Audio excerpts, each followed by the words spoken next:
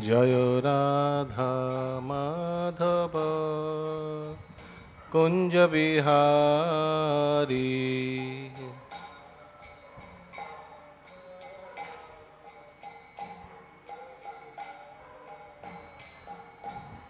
गोपीजन वल्लभ गिरिवरधारी।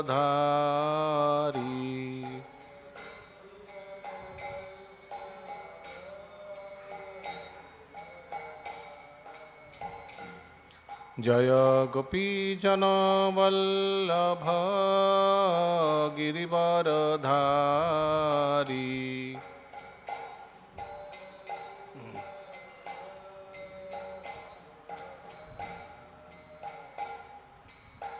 यशोदानंदन ब्रज जनरंजन।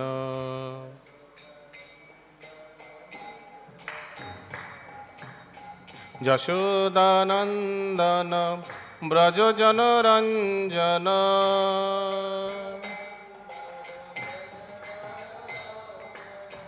जमुना तीरा वनचारी।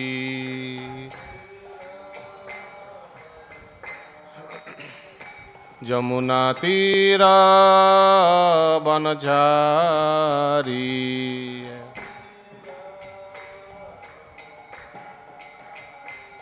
जय राधा माधव कुंज बिहारी।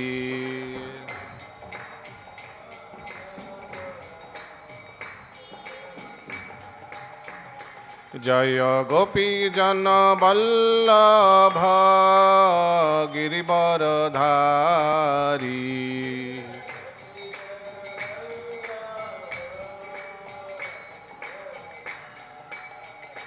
जय यशोदानंदन ब्रज जनरंजन।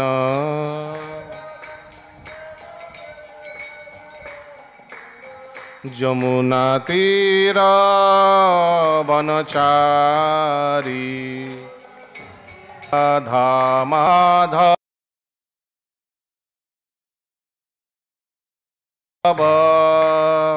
कुंज बिहारी।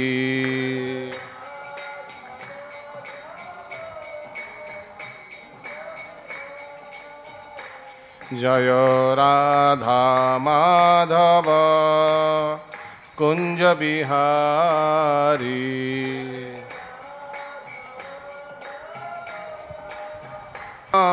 हरे कृष्ण कृष्ण कृष्ण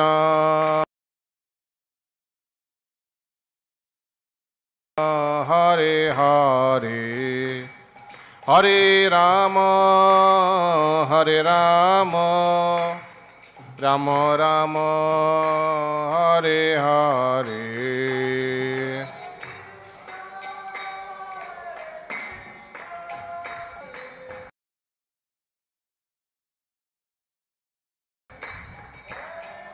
সবাই হরিনাম।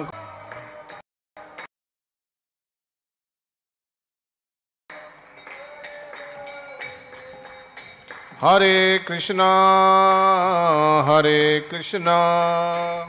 कृष्ण कृष्ण हरे हरे, हरे राम राम राम हरे हरे।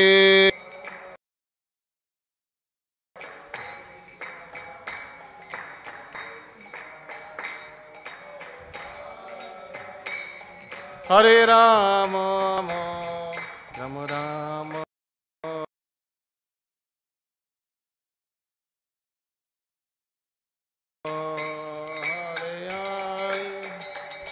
हरे कृष्ण कृष्ण कृष्ण हरे हरे, हरे राम राम राम हरे हरे।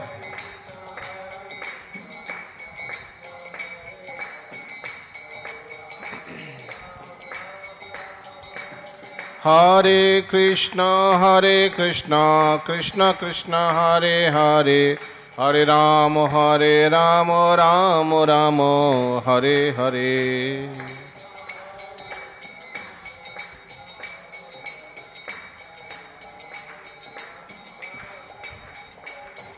জয় রাধা গোবিন্দ রাধা গোবিন্দ শ্রী রাধে।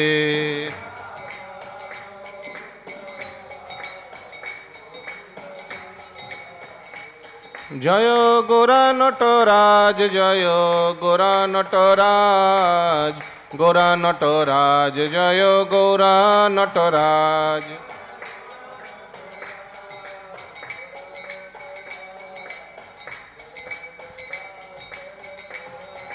জয় জগন্নাথ জয় জগন্নাথ, জয় বলদেব জয় সুভদ্রা মা।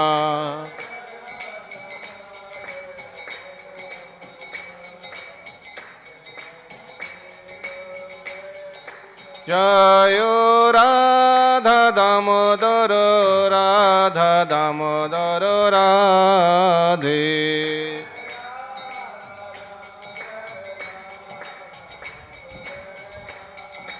জয় জয় প্রভুপাদ প্রভুপাদ প্রভুপাদ, জয় জয় প্রভুপাদ।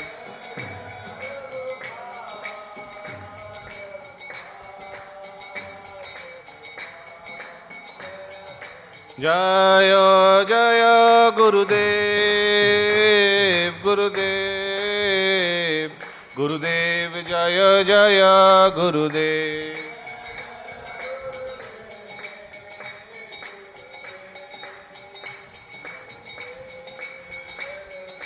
নিতাই গৌর হরি বল হরি বল হরি বল, নিতাই গৌর হরি বল।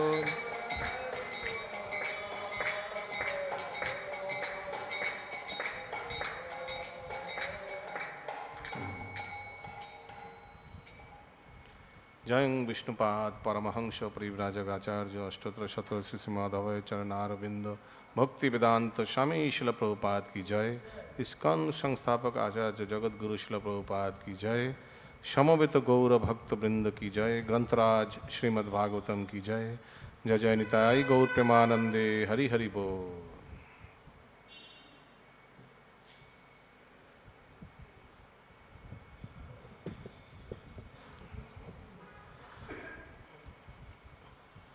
ओम नमो भगवते वासुदेवाय।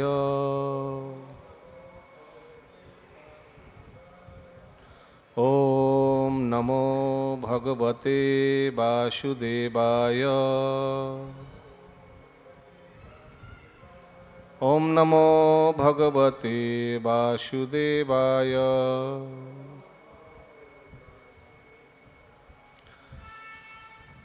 श्रीमद् भागवतम एकादश स्कंद पंचम अध्याय श्लोक संख्या 12।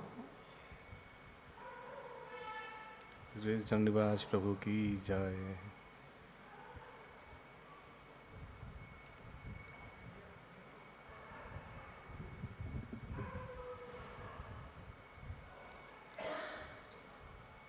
बारह नंबर श्लोक।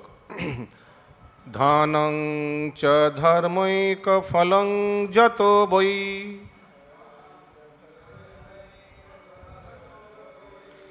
ज्ञानं स विज्ञानमनुप्रशान्ति गृहेषु जुगोऽस्ति कलेवरस्य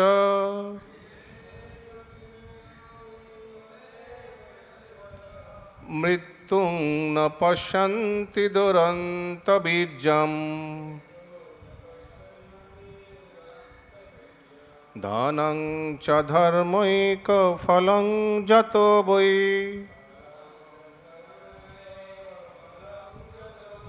ज्ञानं स विज्ञानमनुप्रशान्ति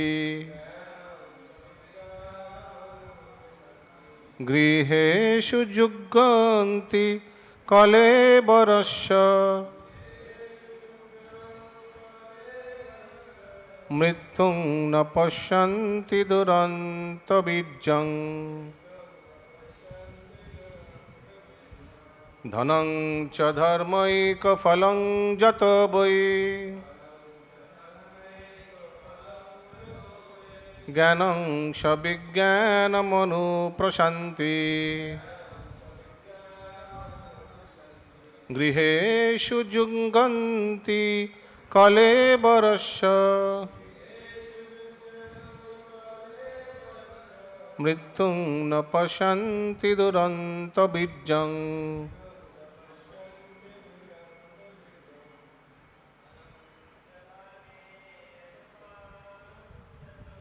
ধনং চ ফলং যত বৈ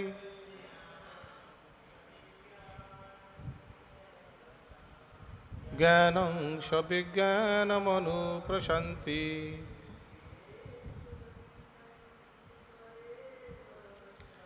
গৃহেষু যুগন্তি কলেবরস্য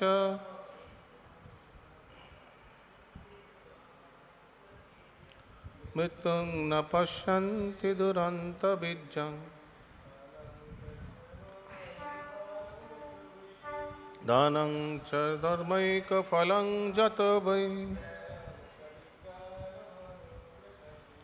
জ্ঞানং স বিজ্ঞানমনুপ্রশান্তি গৃহেষু যুগন্তি কলেবরস্য মৃত্যুং ন পশ্যন্তি দুরন্তবীর্যং।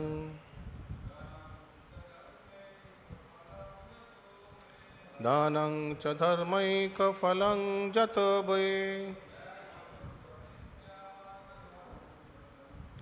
জ্ঞানং স বিজ্ঞানমনুপ্রশান্তি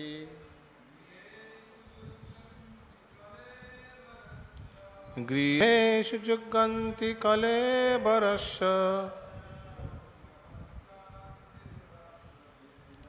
মৃত্যুং ন পশ্যন্তি দুরন্তবীর্যং। মাতাজি শব্দার্থ: ধনম ধন সম্পদ, চ ও ধর্ম এক ফলম যার একমাত্র ফললাভ, ধর্ম প্রবণতা যত যা থেকে ধার্মিক জীবন, বৈ অবশ্য, জ্ঞানম জ্ঞান, সবিজ্ঞানম প্রত্যক্ষ উপলব্ধির সাথে, অনুপ্রশান্তি এবং ফলস্বরূপ দুঃখ কষ্ট থেকে অব্যাহতি,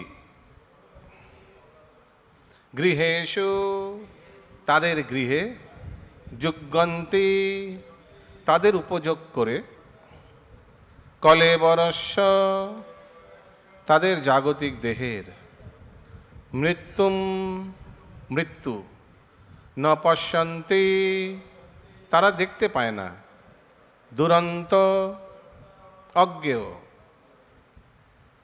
অজেয় অজেয়, বীর্যং যে শক্তি। অনুপাদ: যে ধর্ম হতে বিজ্ঞান ও মোক্ষ সাধক জ্ঞান উৎপন্ন হয়, তাদৃশ ধর্মকৃত্য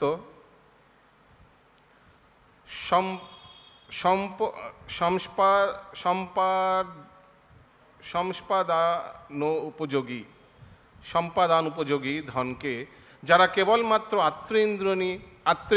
আত্ম ইন্দ্রিয় তৃপ্তি সাধনের জন্য ব্যবহার করে, তারা দুরন্ত বীর্য মৃত্যুর কথা চিন্তা করে না। তাৎপর্য: যে সকল সামগ্রী কোনো অধিকারীর নিয়ন্ত্রণে থাকে তাদের বলা হয় ধনম বা সম্পত্তি। It's a long purport. Should I explain as I go along or should I read the entire thing? Okay. তো এটা একটু বড় তাৎপর্য, তো ভাবছিলাম যে আমরা এটা আলোচনার মাধ্যমে এগোবো। তো মঙ্গলাচরণ করে নিই। ওম জ্ঞানতিমিরন্ধস্য জ্ঞানাঞ্জনশলাকয়া চক্ষুরুন্মিলিतं येन তস্मै শ্রীগুরুবে নমঃ।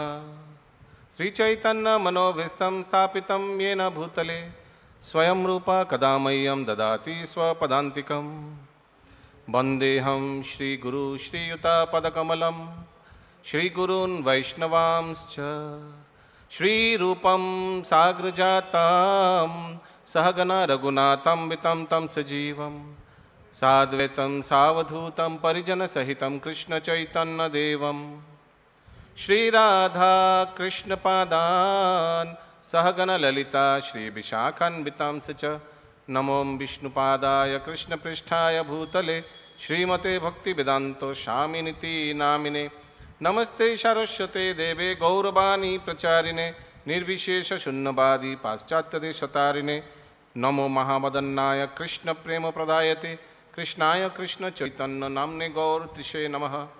हे कृष्ण करुणा सिंधु दीनबंधु जगत्पते गोपेश गोपिका कांतो राधा कांतो नमस्तुते तप्त कांचन गौरांगी श्री राधे वृंदावनेश्वरी वृषभानुसुते देवी प्रणमामि हरिप्रिये नीलाचल निवासाय नित्याय परमात्मने बलभद्र सुभद्राभ्यां शीघ्र जगन्नाथाय ते नमः।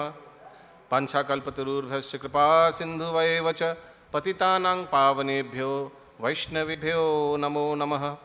जय श्री कृष्ण चैतन्य प्रभु नित्यानंद श्री अद्वैत गदाधर शिवासादि श्री गौर भक्त वृंद हरे कृष्ण कृष्ण कृष्ण हरे हरे हरे राम राम राम हरे हरे। नमो विष्णुपदाय कृष्ण।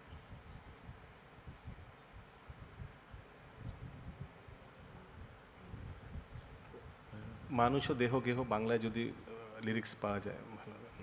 ওকে, সো আমরা দেখতে পাচ্ছি এখানে বলা হচ্ছে যে অনুবাদে যে ধর্ম হতে বিজ্ঞান ও মোক্ষদায়ক জ্ঞান উৎপন্ন হয়। যে ধর্ম হতে বিজ্ঞান, বিজ্ঞান মানে ভগবত জ্ঞান, এবং ভগবত জ্ঞানের দ্বারা মোক্ষ। এখানে মোক্ষ মানে এক ভক্তের জন্য মোক্ষ কি? এক ভক্তের জন্য মোক্ষ হচ্ছে ভগবত ধামে প্রবেশ করা। আর নির্বিশেষবাদীদের জন্য মোক্ষ কি? ব্রহ্মজ্যোতিতে প্রবেশ করা। তাদৃশ ধর্মকৃত্য সংস্পাদায়ন উপযোগী ধনকে যারা কেবলমাত্র আত্মেন্দ্রিয় ও তৃপ্তি সাধনের জন্য ব্যবহার করে তাদের দুরাত্মা বীর্য মৃত্যুর কথা চিন্তা করে না। তো যেসব গৃহমেধীরা ধন সম্পদ উপার্জন করছে কিন্তু ইন্দ্রতৃপ্তির জন্য, তারা কখনো ভক্তি মার্গের ব্যাপারে চিন্তাই করে না। যে সকল সামগ্রী, তাৎপর্য যে সকল সামগ্রী কোনো অধিকারীর নিয়ন্ত্রণে থাকে তাদের বলা হয় ধনম বা সম্পত্তি। সো ডেফিনেশন অফ সম্পত্তি, সম্পত্তি মানে যে কোনো সামগ্রী কোনো অধিকারীর নিয়ন্ত্রণে থাকে। তার মানে এটা আমাদের বুঝে নিতে হবে কি বলতে চাইছে। নিয়ন্ত্রণে মানে কেয়ারটেকার। ধরুন এই আমার মোবাইল, এটা আমার এখন নিয়ন্ত্রণে আছে, কিন্তু প্রোপ্রাইটার আমি নয়। যেমন ক্যাশিয়ার টাকা গোনে, টাকাটা ওনার নিয়ন্ত্রণে আছে, ওনার আন্ডারে আছে, কিন্তু ওনার নয়। সেইগুলোকে বলা হয় সামগ্রী। যখন বুদ্ধিহীন কোনো মানুষ তার জাগতিক দেহ এবং পরিবার বর্গের মর্যাদা বৃদ্ধির জন্য তার কষ্ট উপার্জিত সমস্ত ধন সম্পদ ব্যয় করতে থাকে, তখন সে আর মোটেই দেখতে পায় না যে মৃত্যু কেমন অবধারিতভাবে তার নিজের দেহ এমনকি তার পরিবার বর্গের ও বন্ধুবান্ধবদের সকলেরই অনিত্য দেহগুলির দিকে এগিয়ে আসছে। সে অনেক কষ্ট করে ধন সম্পদ উপার্জন করছে, পরিবার বন্ধু আত্মীয় স্বজনদের উদ্দেশ্যে খরচা করছে, কিন্তু আস্তে আস্তে কাল কমে আসছে। তো সবাইকে একটা নির্ধারিত আয়ু দেওয়া হয়। সবাইকে, সবার আয়ু আছে, বলে না আয়ু আছে, আমরা কথায় কথায় বলি ওর আয়ু সমাপ্ত হয়ে গেছে। So everybody the moment a child is born, যখন কোনো সন্তানের জন্ম হয় তুরন্ত ওর আয়ু দেওয়া হয় 40 বছর। 40 বছর আয়ু দেওয়া মানে 40 বছর তুমি পাচ্ছ এই মানব জীবনে ভগবত ভক্তি করার। আর দুরকম হয় না, একটা অ্যালার্ম একটা টাইমার হয়, একটা স্টপ ওয়াচ হয়। স্টপ ওয়াচ 0 থেকে আগে বেরোয়, টাইমার সেট করে দেওয়া হয়। টাইমার সেট করে দেওয়া হয় 40 ইয়ার্স। তো আস্তে আস্তে আস্তে আস্তে আস্তে আস্তে আস্তে 40, 39, 38, 37, 36 এইভাবে আস্তে আস্তে আস্তে আয়ু কমে যাচ্ছে। তো ওই আয়ুর মধ্যে তার কর্তব্য হচ্ছে ভগবত ভক্তি করে ভগবানের কাছে, পিতার কাছে ফিরে যাওয়া, এটাই তার কার্য। কিন্তু এখানে দেখা যাচ্ছে সে অর্থ উপার্জন করছে তার পরিবার এবং আত্মীয় স্বজন বন্ধু বান্ধবদের দেখাশোনার জন্য। তো আস্তে আস্তে আয়ু ক্ষয় হয়ে যাচ্ছে। যদি সেই আয়ুটা সে ভগবত ভক্তির কাজে লাগায়, ভগবানের সেবায় কাজে লাগায়, তাহলে আয়ু কিন্তু ক্ষয় হয় না। সো যেমন সে নিজে কিন্তু ভোগ করতে পারছে না, এত অর্থ উপার্জন করছে, সে নিজের ভোগের ব্যাপারে ভুলেই গেছে। যেমন আমরা দেখি কত ব্যবসায়ী চাকরিজীবী সকাল অফিসে যাওয়ার জন্য 10টা থেকে 6টা অফিসের জন্য তার ঘুম থেকে ওঠেই একাই চিন্তা, বাজার হাট করে কীভাবে অফিসে পৌঁছবো।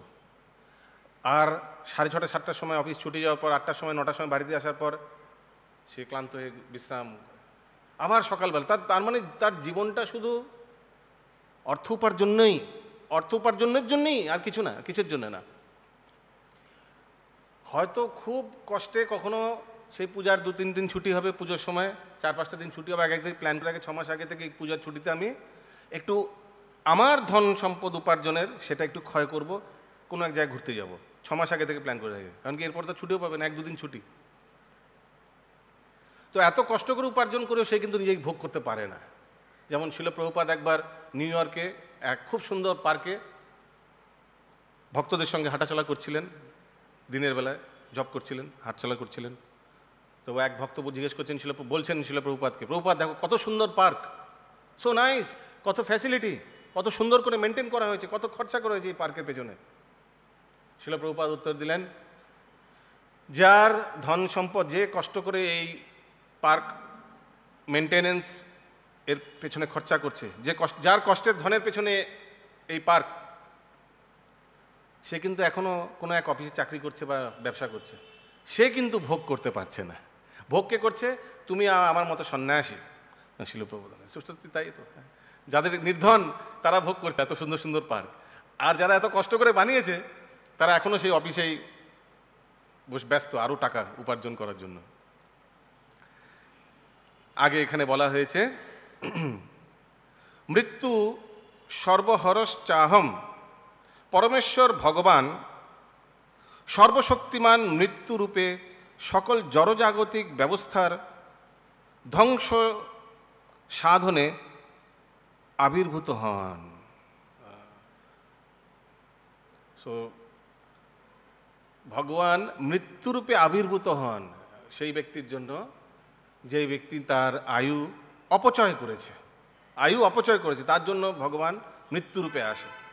আর যে ভক্ত সেই আয়ুটাকে ভগবানের সেবায় লাগিয়েছে, তার জন্য ভগবান এই রূপে আসে। হ্যাঁ, চতুর্ভুজ রূপে গরুদেবের উপর আসে, হাত বাড়িয়ে দেয়, এসো আমার কাছে, চলো আমার সঙ্গে আমার ধামে। আমরা দেখতে পাই কিভাবে ভক্ত তুকারামের জন্য অপূর্ব, যদি পারেন কখনো ইউটিউবে আছে, ওই ফ্রিতে দেখতে পারবেন, Tukaram black and white movie, amazing, মারাঠিতে আছে, আবার হিন্দিতেও কেউ ট্রান্সলেট করেছে, অসাধারণ বই। তো সেখানে দেখা যায় কিভাবে অন্তিম সময়ে তুকারাম তার স্ত্রীকে বলছে, চলো চলো, সময় হয়ে গেছে, চলো আমার সঙ্গে, চলো চলো চলো, হ্যাঁ চলো, এখন ভগবানের বিমান আসবে। তার স্ত্রী বলছে, না না, আমি এখন গেলে আমার বাচ্চা কাচ্চা এইসব কাজকর্ম কে করবে, এখন বাসন কাজ মাজা আছে, রান্নাবান্না করার আছে, কে যাবে এখন, কে করবে, তুমি করবে, এগুলো করো তুমি তাহলে। তুকারাম বলছে, এগুলো ছাড়ো, চলো আমার সঙ্গে। না না না না, এই বাচ্চা কাচ্চাগুলো এখন খাবার রান্না করে দেবো, সকালবেলা খাবার খিদে পেয়েছে ওদের, কে করবে এগুলো, তুমি করবে। যাচ্ছে বাবা, তুমি করো এগুলো, আমি যাচ্ছি। তখন তুকারাম চলে গেল, আর দেখতে পাবেন কি সুন্দর দেখাচ্ছে, সেই ভগবান সেই বিমানে, গরুর বিমানে আসছেন, এসে তুকারামকে উঠিয়ে নিজের রথে বিমানে নিয়ে চলে গেল। আর যেই মাত্র তার স্ত্রী দেখছেন, আরে আমার স্বামী তো চলে যাচ্ছে ভগবানের সঙ্গে, আর সে পেছন থেকে দৌড়াচ্ছে, মেরা। তো দেখতে অসাধারণ না? তো দেখুন কিভাবে ভগবান, সেই ভগবান যিনি অভক্তর জন্য মৃত্যুরূপে আসে, সেই ভগবান ভক্তকে নিতে পার্সোনালি আসেন।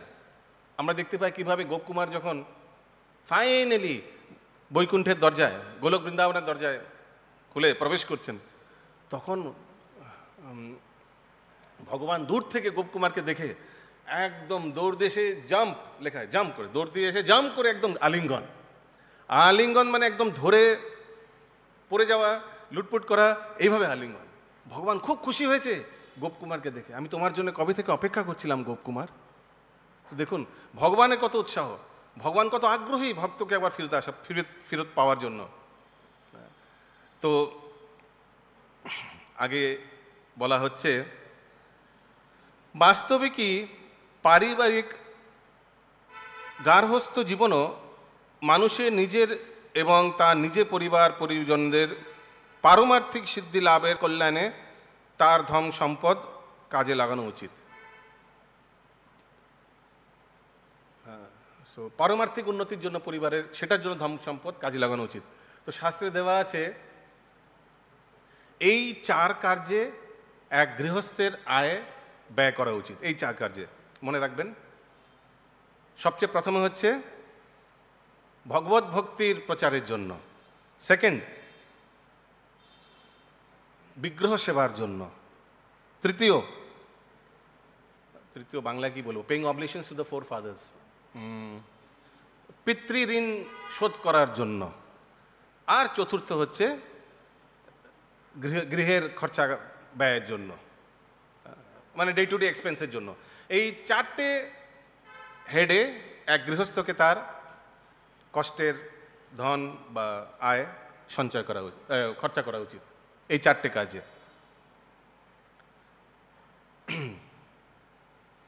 কৃষ্ণ ভাবনামৃত আন্দোলনে অনেক ধর্মপ্রাণ গৃহস্থ আছেন, ধর্মপ্রাণ গৃহস্থ মানে একদম সোল্ড আউট ডিভোটিস। অনেক গৃহস্থ আছে একদম সোল্ড আউট, মানে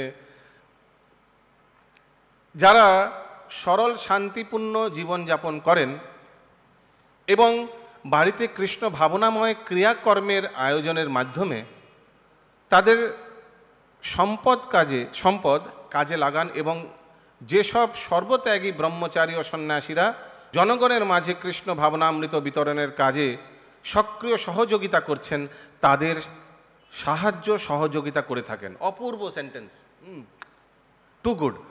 শিল প্রভুপাদের ভক্তরা বলছেন যে এরা হলে যে আসল গৃহস্থ, তারা নিজের ধন সম্পদ ভগবানের সেবায় লাগছে বা যারা সেবা করছে তাদেরকে সেবা করছে।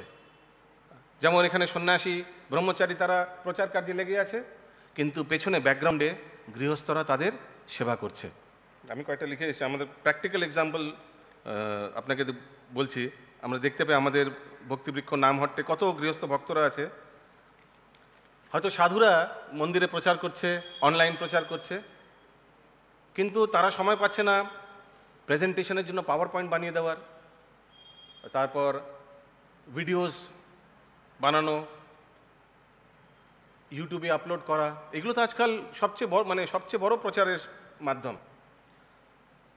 তারপরে ট্রান্সলেশন করা, যেসব গ্রন্থ ট্রান্সলেশন নিয়ে আমরা আমাদের ভক্তিবৃক্ষেও দেখেছি। ভক্তিরত্নাকর গ্রন্থ কিছুদিন আগে আমরা ক্লাসে করাচ্ছিলাম, কিন্তু ভক্তিরত্নাকর গ্রন্থ আমাদের ক্লাসে হিন্দিভাষীরা ছিল, তো বাংলা বুঝতে পারছে না, বাংলায় হিন্দিতে শ্লোকগুলো নেই, বাংলায় শ্লোকগুলো বুঝতে পারছে না। তখন এক ভক্ত সেবা নিল, পুরো ভক্তিরত্নাকরে যত শ্লোক, অনেক শ্লোক, সবগুলো হিন্দি ভাষায় ট্রান্সলিটারেশন করে দিয়েছে। তো কি সুন্দর, ব্যাকগ্রাউন্ডে কত ভক্ত কতটা সেবা করছে।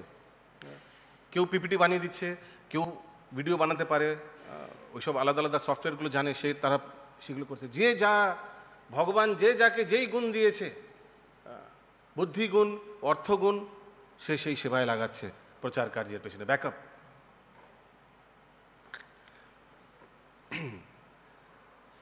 ওই জন্য এখানে লেখা হয়েছে, এবং যেসব সর্বত্যাগী ব্রহ্মচারী ও সন্ন্যাসীরা জনগণের মাঝে কৃষ্ণ ভাবনামৃত বিতরণের কাজে সক্রিয় সহযোগিতা করছেন তাদের সাহায্য সহযোগিতা করে থাকেন। এই ধরনের গৃহস্থেরা কৃষ্ণ ভাবনামৃত আস্বাদনে তথা প্রচারে তাদের সমগ্র শক্তি সামর্থ্য নিয়োগ করতে না পারলেও জীবনের পারমার্থিক নীতিগুলি সম্পর্কে বেশ সদৃঢ় উপলব্ধি ক্রমশই আয়ত্ত করতে থাকে এবং অবশেষে শ্রীকৃষ্ণের চরণ কমলে দৃঢ়ভাবে ভক্তিসূত্রে আবদ্ধ হয়ে দিব্য ভাবাপন্ন মানুষ হয়ে ওঠে। তো অনেকে হয়তো সহযোগিতা করতে পারছে না, কিন্তু তারা নিজেদের সাধন ভজন খুব ভালোভাবে করছে এবং দেখতে পাই আমরা অন্তিম সময়ে তারা ভগবানকে ঠিক স্মরণ করছে। এইভাবে জন্ম মৃত্যু জরা ও ব্যাধি নামে বদ্ধ জীবনের সকল উদ্বেগ উৎকণ্ঠা থেকে তারা নিজেদের মুক্ত করে। কৃষ্ণ ভাবনামৃত আস্বাদনে নট হ্যাপেনিং স্ক্রিন তাৎপর্য, ও পাখাটা বন্ধের জন্য এটা বন্ধ হয়ে গেছে। আচ্ছা,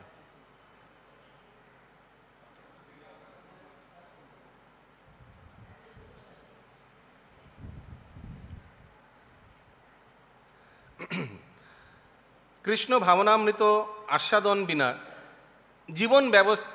জীবন বাস্তবিকই দারিদ্র্যে পূর্ণ হয়ে থাকে। তো যদি কেউ কৃষ্ণ ভক্তিতে নেই, তার অর্থ হতে পারে, কিন্তু তাও সে খুব দরিদ্র। কেন?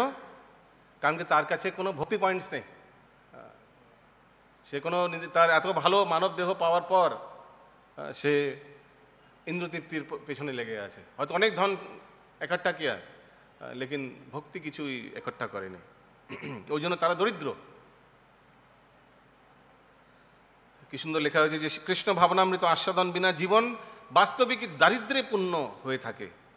তবে দারিদ্র ক্লিষ্ট জড়বাদী যেসব মানুষের বুদ্ধি স্বল্প, তারা উপলব্ধি করতেই পারে না যে কৃষ্ণ ভাবনামৃত স্বরূপ ভগবত প্রেমের সর্বোচ্চ পর্যায়ে চেতনার বিস্তার করতে পারলেই প্রকৃত সম্পদের অধিকারী হওয়া যায়। প্রকৃত সম্পদ, সবচেয়ে বড় সম্পদ ভগবত প্রেম, সেটার অধিকারী হতে পারে। তাদের সেই জ্ঞান নেই, তো তারা ছোটোখাটো টাকা পয়সা সেটা নিয়ে খুব সুখে আছে, ছোটোখাটো সম্পত্তি যা আছে সেটা নিয়ে খুব সুখে আছে। তারা বুঝতে পারছে না যে কোনো সময় যে ভগবান তাদেরকে এই ধন সম্পদ দিয়েছে ভগবত ভক্তির প্রগতির জন্য, সেই ভগবান এইগুলো ফেরতও নিয়ে নিতে পারে। সেই উপলব্ধি নেই। আমরা আমাদের জীবনে কত লোক দেখেছি, সবাই নিশ্চয়ই দেখেছেন, কাউকে জিরো থেকে হিরো হতে, নির্ধন থেকে ধনী হতে, আর ধনী ব্যক্তিকেও দেখেছি নিশ্চয়ই নির্ধন হতে। এটা আশ্চর্যজনক না কি? খুব ফেমাস পিকচার ছিল, অনেক পুরনো পিকচার, ওয়াক্ত, বল্লাদ সাহানি। তখনকার দিনে এটা খুব ফেমাস। রাতারাতি ভূমিকম্প হয়ে যাওয়ার ফলে পুরো পরিবার বিচ্ছিন্ন হয়ে যায়, এত বড় ধনী ব্যক্তি নির্ধন হয়ে যায় রাতারাতি, এরকম কি ছিল ওয়াক্ত, ভেরি ভেরি ফেমাস, আগেকার একদম black and white movie. So এটা তো পিকচার, কিন্তু জীবনে কত আমরা এরকম দেখেছি ঘটনা, আমাদের পরিবার সমাজে এরকম। তো এই ধরনের মানুষেরা তাদের ছেলে মেয়েদের যেন ঠিক পশুদের মতোই বড় করে তোলে, যাতে তাদের জীবনে একমাত্র লক্ষ্য হয়ে অনর্থক মান মর্যাদা আর জড়জাগতিক ইন্দ্রিয় উপভোগ। ছোটবেলা থেকে, জন্মের পর থেকেই এইভাবে ট্রেনিং দেওয়া হয় শিশুটাকে, একদম টার্গেট করে ট্রেনিং দেওয়া হয় আজকাল, টার্গেট করে একদম এই বয়স অবধি এই করবে, তারপরে জয়েন্টের, এখন তো ক্লাস 6-7 থেকে জয়েন্টের, সে জয়েন্টে কবে ক্র্যাক করবে, ক্লাস 6-7 থেকে তাকে টিউশনে দেওয়া হয়, এবং কি স্কুল থেকেও ছাড়িয়ে দেওয়া হয়। একটা স্কুল জাস্ট ভর্তি নামমাত্র করানো হয়, আর স্কুল থেকে ছাড়িয়ে যত স্কুল 7-8 ঘন্টা, সেই 7-8 ঘন্টা ক্লাস 6-7-এর বাচ্চাগুলোকে জয়েন্ট এন্ট্রান্স এক্সামিনেশনের টিউশন শুরু করে দেওয়া হয়। বড় বড় পাথ ফাইন্ডার, এগুলো বড় বড় একাডেমি আছে এগুলো। তো স্কুলে পাঠানোর দরকার নেই, এখন ডাইরেক্ট আগে থেকেই চিন্তা করানো হয়েছে সেই জয়েন্ট এক্সাম ক্র্যাক করে আইআইটিতে যাবে। জন্মের পর থেকে তাকে সেইভাবে ডাইরেকশানে তাকে ছাড়া হচ্ছে, তাকে ট্রেনিং দেওয়া হচ্ছে। তো তার স্বভাব কি, তার গুণ কি, সেইগুলো কিন্তু কখনো ভাবা হচ্ছে না। কিন্তু বৈদিক বিদ্যা উপার্জনের পুরো পন্থা পুরো উল্টো। এখানে যেমন প্রথম থেকে স্পেশালাইজেশন, মানে আপনি চিন্তা করে ফেলেছেন মা বাবা কোথায় কাকে কি কোথায় পাঠাবে, কাউকে হয়তো আর্মি অফিসার বানাবে, তাকে একদম ওইভাবেই আর্মি স্কুলে দিয়ে একদম আগে থেকে টার্গেট করে দেওয়া হয়েছে। কিন্তু বৈদিক বিদ্যা অর্জনের যে নিয়ম পুরো আলাদা। ছোটবেলা থেকে গুরুকুলে দেওয়া হয়, ছোটবেলা থেকে। তো গুরুদেব দেখছেন যে কার কি প্রবৃত্তি। প্রথম কিছু বছর সবাই একসঙ্গে থাকে, যারা ছোট ছোট যারা ভর্তি হয়েছে তারা সব একসঙ্গে থাকে। গুরুদেব দেখেন কার কি কি tendency. This child has leadership qualities, খুব ভালো অ্যাডমিনিস্ট্রেটর, অ্যান্ড খুব বলবান আর খুব অ্যাগ্রেসিভ। তো একে ধনুর্বিদ্যা এক্সেট্রা এই পরবর্তীকালে মনে হয় ওদিকেই যাবে। এই শিশুটি খুব সাত্ত্বিক, খুব ধার্মিক, খুব শান্ত, স্নিগ্ধ। এর প্রবণতা আছে আমার মনে হয় ব্রাহ্মণত্ব গুণে। তো এইভাবে বিচার করে দিস ফেলো, এই শিশুটি খুবই হিসাবি, খুবই কৃষি, গোরক্ষা, বাণিজ্য, কি বলবো, ছোটবেলা থেকে গুণ, এইসব গুণে আছে, গরু গোপালন এসবে খুব মন। তো ওকে আমরা এইভাবে ট্রেনিং দেবো পরবর্তীকালে। So first few years common, আর পরবর্তীকালে স্পেশালাইজেশন, তখন ভাগাভাগি করা হয়, তুমি এদিকে যাও, তুমি ওদের গ্রুপে থাকো, তুমি এদের, এইভাবে হওয়া উচিত, গুণকর্মা বিভাগশা। কিন্তু এখন আগে থেকেই নির্ধারণ করা হয়, মা বাবা নির্ধারণ করে দেয় কে কি হবে। শিলা প্রভুপাদ আগে বলছেন, ওনার শিষ্যরা আগে বলছেন, এই ধরনের জড়বাদী গৃহস্থেরা ভয় পায় বুঝি পারমার্থিক জীবন চর্চায় অত্যাধিক আগ্রহ হলে তাদের সন্তানদের পক্ষে আসার জাগতিক মর্যাদা আহরণের উচ্চাকাঙ্ক্ষী ক্ষতিগ্রস্ত হতে পারে। ওই জন্য বৃন্দা গার্ডেন্সে পাঠাবো না, প্রহ্লাদ গার্ডেন্সে পাঠাবো না। বেশি ভক্তি হয়ে গেলে তাহলে আর পড়াশোনায় মন দেবে না। এই জন্যে তারা ভয় পায় মা বাবারা। ফট করে যদি ফেসে যায়, আমরা তো গিয়ে দেখতে পাচ্ছি মন্দিরে কতজন ফেসে গেছে, হরে কৃষ্ণ। ওই জন্য বাচ্চা কাচ্চাদের এইসব পাঠাবো না, এরকম তারা আমাদের বলে। তো বাচ্চা বড় হয়ে কী হবে, অন্তত যদি ছোটোবেলা থেকে ভক্তি মার্গে থাকে, একটা তো 100% যে সে অন্তত খুবই ভদ্র, খুবই he'll be a nice citizen of this country, ধার্মিক তো হবেই, প্লাস যেসব সদ্গুণগুলি ছোটোবেলা থেকে তার মধ্যে থাকবে। কিন্তু তারা ভয় পায় যে শিশু পরিবর্তন হয়ে যাবে। আমাদের যে একটা ড্রিম আছে যে আমাদের বাচ্চা বড় হয়ে একটা বড় চাকরিতে, একটা বড় চাকরি করবে বা বড় ব্যবসায়ী হবে বা এই হবে, সেই স্বপ্ন চুরচার হয়ে যাবে। ওই জন্য বেশি মন্দিরে পাঠানো দরকার নয়। প্রকৃতপক্ষে মৃত্যুই এই সমস্ত আধ্যাত্মিক ভাববর্জিত জড়বাদী মানুষদের সমস্ত উদ্বেগ ও প্রচেষ্টা চূর্ণ বিচ্ছিন্ন করে দেবে। কত কিছু প্ল্যান করে মানুষেরা, আমি এই হব। সবাই নিজের প্রফেসররা বলে স্টুডেন্টসদের, মেক আ 5 year প্ল্যান। আজ থেকে তুমি 5 বছরে তুমি নিজেকে কোথায় দেখছো, এর উপর একটা এসে লেখো। তখন সব বড় বড় নিজের প্ল্যানগুলো লেখে। কথায় আছে, if you want to make God laugh, tell him your plans. ভগবানকে যদি হাসাতে চান তাহলে নিজের প্ল্যানগুলি ভগবানকে বলুন, ভগবান খুব হাসবে, অট্ট হাসবে। আর হেসে বলে, বাহ, এত কিছু প্ল্যান করেছে ছেলেটা, জানে না তার আয়ু কতটুকু। হ্যাঁ, তো যদি গৃহস্থ পরিবারের জীবন ও ধন সম্পদ সবই কৃষ্ণ ভাবনামৃত আস্বাদন ও প্রচারে প্রয়োগ করা হয়, তাহলে মানুষ নিত্য এবং অনিত্য, চিন্ময় এবং জাগতিক, আনন্দ ও উৎকণ্ঠার পার্থক্য বিচার করতে শিখবে এবং তার ফলে জীব মুক্ত লাভ করাবে এবং নিত্য সত্য কৃষ্ণ ভাবনায় জীবনের অনুকূল সর্বোত্তম বিশুদ্ধ আশীর্বাদ লাভের মাধ্যমে নিতান্ত তুচ্ছ তত্ত্বমূলক জ্ঞানের প্রসারতার ফলে সার্বিক সিদ্ধি লাভে সমর্থ হবে। তো কোনটা সত্য, কোনটা মিথ্যা, কোনটা আনন্দ, কোনটা দুঃখ, এই জ্ঞান জীবের হয়ে যাবে যদি সে কখনো কৃষ্ণ ভক্তিতে ছোটবেলা থেকেই সে থাকে। What is black, what is white, এই জড়জগতে সব কিছু বুঝতে পারবে, যেটা সহজে এক জারজাগতিক ব্যক্তি মায়ার লাথিকে বুঝতে পারে, তাও কিছুক্ষণের জন্য। কিন্তু এক ভক্ত মায়ার লাথি না খেয়েও সেগুলো সে বুঝে যাবে। খাবে কেন? মায়াদেবী তাকে তো আরও বরঞ্চ আশীর্বাদ করবে ভক্তিতে এগিয়ে যাওয়ার জন্য।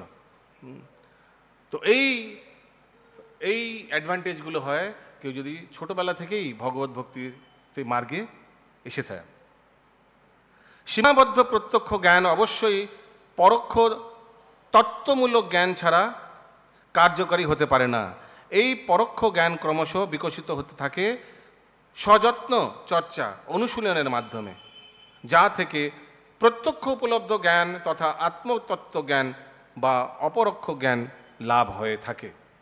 তো আস্তে আস্তে সে, যেমন আমরা বলি সায়েন্স অফ সেলফ রিয়েলাইজেশন, আস্তে আস্তে নিজের আত্ম উপলব্ধি করতে পারে, পুরো জড়জগৎকে বুঝতে পারে, সে নিজের ব্যাপারে বুঝতে পারে যে আমি কে, হ্যাঁ, ভগবান কে, আর আমার সঙ্গে ভগবানের কি সম্পর্ক।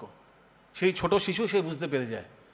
আর কত বড় বৃদ্ধ লোক, বয়স হয়ে গেছে, সে তার কিন্তু এখনও জানে না যে আমি কে, আর ভগবানকে, আমার সঙ্গে ভগবানের কি সম্পর্ক, আমার জীবনের কি উদ্দেশ্য। এই বড় বড় লোকেরা 70-80 বছর হয়ে গেছে, কিন্তু তারাও এইগুলো জ্ঞান নেই। তারা ভাবে ভোগী জীবন।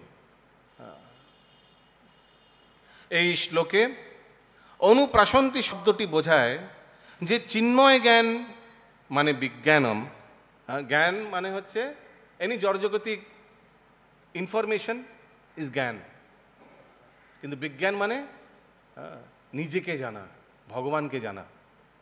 এখানে চিন্ময় জ্ঞান বিজ্ঞান থেকে মানুষ নিত্য আনন্দময় শান্তি লাভের পরম সুখ অবস্থা প্রাপ্ত হয়, সুখের অবস্থা প্রাপ্ত হয়, যা বদ্ধ জড়জাগতিক জীবের স্বপ্নের অতীত। তারা ভাবতেও পারে না ভগবানের ধামে ভক্ত কি আনন্দরূপে থাকে, কল্পনার বাইরে তাদের জন্য, অভক্তদের জন্য। তাদের জানি না ভগবানের ধামে কি আছে, কে আছে, আর কিভাবে ভক্তরা তা আনন্দ পায়।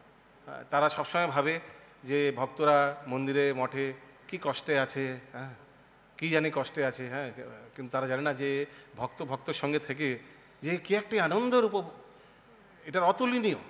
It's a dream to be with devotees. হ্যাঁ, সারাদিন 24 ঘন্টা ভক্ত সঙ্গে থাকা, ভক্তদের সঙ্গে বাস করা, পুরো জীবনটা কাটানো যে কি আনন্দময়, বাইরের লোকেদের জন্য সেটা একদম অকল্পনীয়, ভাবতেই পারে না, বুঝতেই পারে না। যেমন কোনো পাগলখানায় গিয়ে যদি বলা হয়, ডাক্তার যদি বলে এই দেখো সব পাগলেরা আছে, পাগলেরা সব বলবে ডাক্তারকে দেখে এই দেখো পাগল আসছে। হ্যাঁ, তো ঠিক বাইরের জগতে মানুষেরা এত দুঃখ দুর্দশাগ্রস্ত, এত কষ্টে দুঃখ কষ্ট ভোগ করছে। আরে ভগবান স্বয়ং বলছেন দুঃখালে আশাশ্বতম, ভগবান তো ভুল বলবে না। সাময়িক সুখকে দেখে তারা যে এত বড় রিস্ক নিয়ে নিচ্ছে তাদের এই মানব দেহে, আর দুঃখ কষ্ট ভোগ করা সত্ত্বেও তারা মনে করছে খুব সুখে আছি। ঠিক সেই উটের মতো যে কাঁটা চেবাচ্ছে, আর কাঁটা চেবাতে চেবাতে তার মুখের ভেতরে রক্তাক্ত হয়ে যাচ্ছে, সে নিজের রক্ত পান করছে, কিন্তু মনে করছে কি তৃষ্ণা মিটছে আমার, আর আস্তে আস্তে তার মৃত্যুর দিকে এগিয়ে চলছে। ঠিক তেমনি জড়জাগতিক মানুষের অবস্থা। কিন্তু এই জড়জাগতের মধ্যেও ঠিক যেমন কাদার মধ্যেও কমল থাকে, পদ্মফুল ফুটে ওঠে, ঠিক এই জড়জাগতের, এই দুর্দশাগ্রস্তা জড়জগতের মধ্যেও ভগবানের শুদ্ধ ভক্তরা একদম হীরের মতো ফুটে ওঠে। গৃহস্থরা যারা ভগবানের সেবায় নিজেদের সর্বত ধন সম্পদকে যোগদান করেছে। আমরা শিল ভক্তিবিনোদ ঠাকুরের লিখিত তেমনই একটি ভজন করব, যেখানে শিল ভক্তিবিনোদ ঠাকুর আমাদের পরম আরাধ্য আচার্য, উনি বোঝাচ্ছেন কিভাবে মানুষ দেহ গেহ যো কিছু মোর অর্পিল তুয়া পদে নন্দ কিশোর। মানুষ দেহ গেহ, মানুষ দেহ, আমার গৃহ, আমার স্ত্রী পুত্র, যা সবাই, যো কিছু মোর, যা সব কিছু, হে নন্দকুমার, আপনার চরণে আমি, আপনার সেবায় আমি অর্পিত করলাম।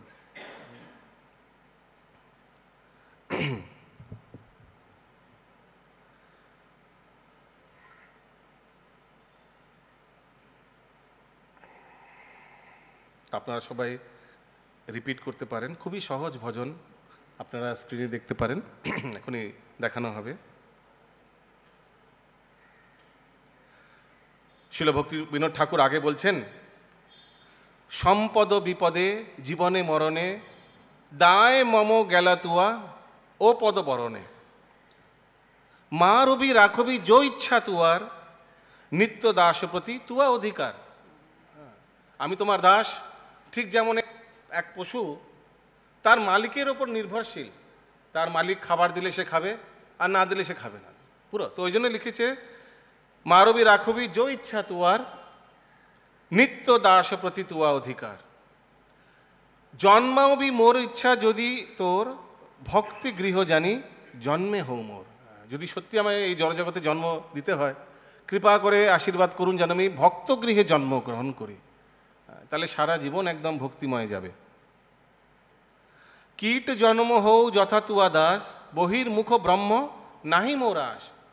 আপনি যদি আমায় কীট, একটা ছোট কীট, ইনসেক্টের যদিও আমায় শরীর দেন, আমার কোনো প্রবলেম নেই, কিন্তু আপনার ভক্ত হিসাবে রাখবেন। আমি এত বড় ব্রহ্মার পোস্টও চাই না যদি আপনার বহির্মুখ হই। তো আপনারা সবাই দেখে রিপিট করতে পারেন।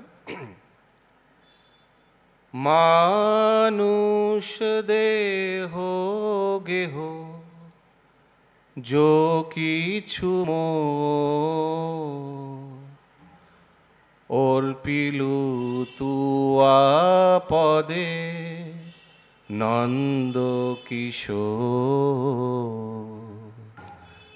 মানুষ যো কিছু অর্পিল তুয়া নন্দ। মানুষ দেহ গেহ যো কিছু অর্পিলু তুয়া পদে নন্দ কিশোর। মানুষ দেহ গেহ, সবাই বলুন, উচ্চস্বরে বলুন, যো কিছু অর্পিলু নন্দ কিশোর। সম্পদে বিপদে জীবনে মরণে, দায় মম গেলা তুয়া ও পদ বরণে। সম্পদে বিপদে জীবনে মরণে, দায় মম।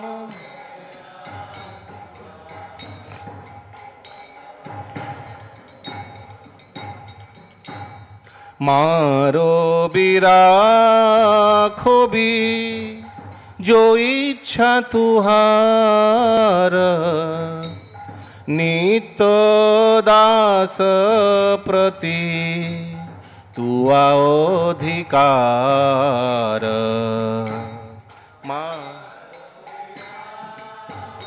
রিব যো ইচ্ছা তুয়ার,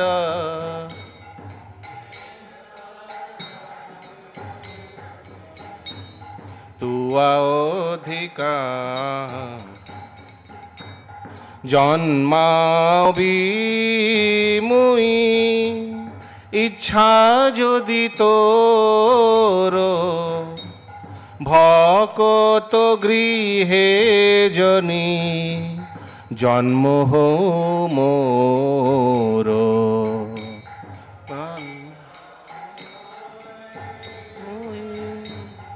ইচ্ছা যদি তোর, ভকত গৃহে জনি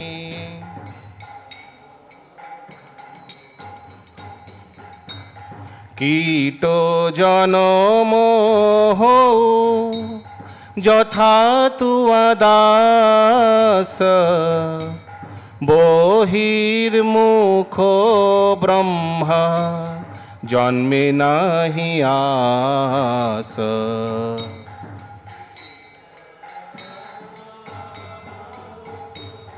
যথা তুয়া দাস, বহির্মুখ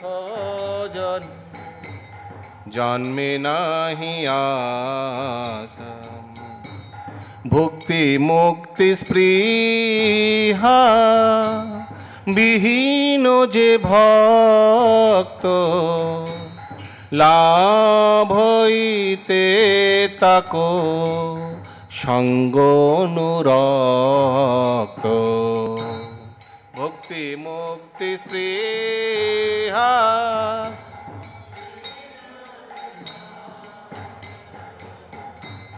লাভ হইতে তাকো সঙ্গ জনক জননী দ্বৈত তনয় প্রভু গুরুপতি তুহু সর্বময় জনক জননী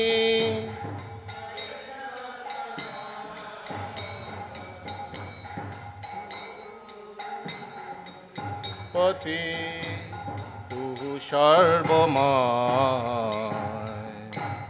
ভকতি বিনোদ কহে শুনো কান্হা রাধানাথ তুহু আমারো পরানা ভকতি বিনোদ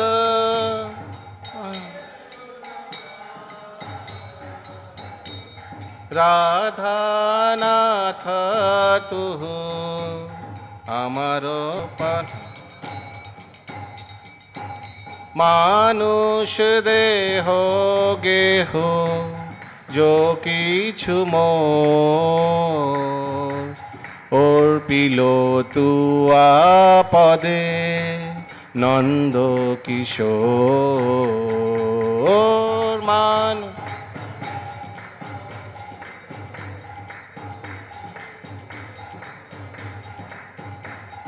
অর্পিলু তুয়া পদে নন্দ কিশোর। श्रील भक्ति विनोद ठाकुर की जय। ग्रंथराज श्रीमद् भागवतम की जय। समवेत गौर भक्त वृंद की जय। गौर प्रेमानंदे हरि हरि बोल। श्रील प्रभुपाद की जय।